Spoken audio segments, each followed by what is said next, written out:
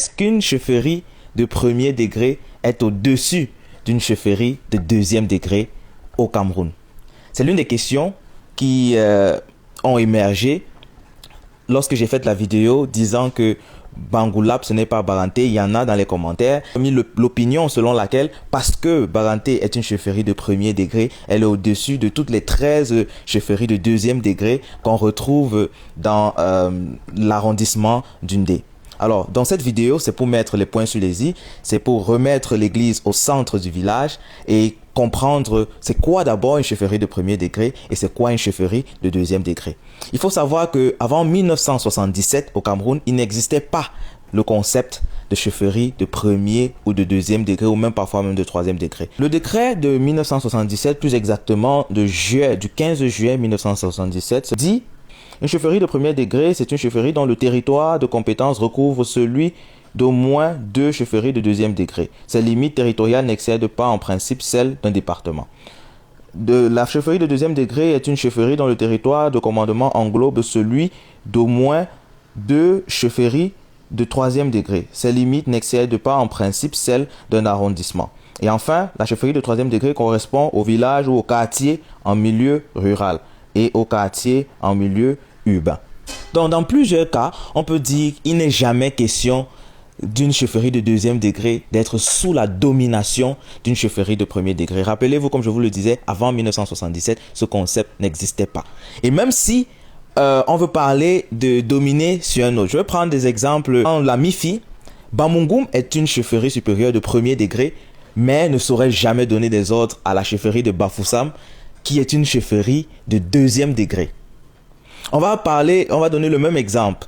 Dans le Honkam, la chefferie de premier degré, ou du moins les chefferies de premier degré qu'on a dans cette partie du pays, c'est Mbanka et Bana. Mais pensez-vous que ces chefs ont une quelconque puissance sur la chefferie de Bafang, qui elle est une chefferie de deuxième degré?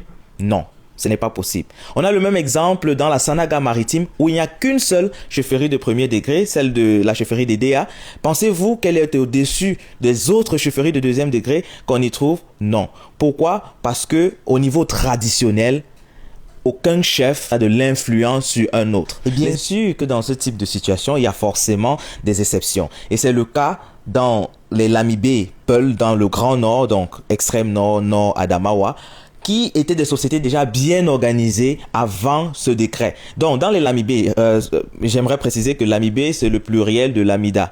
Donc, dans un Lamida, il y a ce qu'on appelle aussi des Lawana. À la tête d'un Lawana, on a un Ardo. Et dans le Lamida, à la tête du Lamida, on a un Lamido. Donc, les Ardo vont prêter allégeance au Lamido. Et dans ce cas, on peut dire oui, la chefferie de premier degré, et j'aimerais préciser, avant on ne parlait pas de premier degré, la chefferie de premier degré a de l'influence sur les chefferies de deuxième degré. Mais même jusque là, il y a une autre nuance. La nuance, c'est que on retrouve aussi dans le Grand Nord des Lamibé qui sont classés comme chefferies de deuxième degré.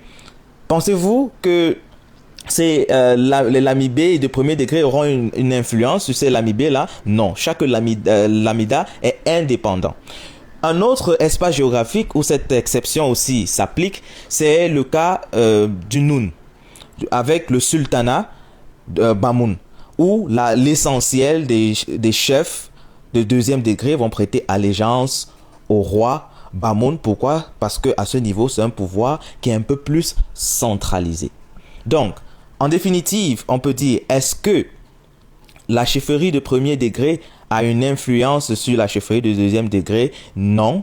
Par contre, il y a des cas où cela s'applique, mais dans un environnement ou dans un contexte où traditionnellement, ils étaient déjà organisés de cette manière. Ce n'est pas le décret qui est venu imposer à une chefferie de deuxième degré de respecter ou du moins de prêter allégeance à une autre. Voilà ce que j'avais préparé pour vous aujourd'hui. Dites-moi en commentaire quels sont vos avis et comme d'habitude, je me fais toujours un plaisir de les lire et aussi d'approfondir le cas échéant. Si vous avez besoin des informations concernant les chefferies de premier, deuxième, troisième degré et même le décret dont je vous ai parlé, vous pouvez aller sur le site du MINAT et vous aurez toutes les informations.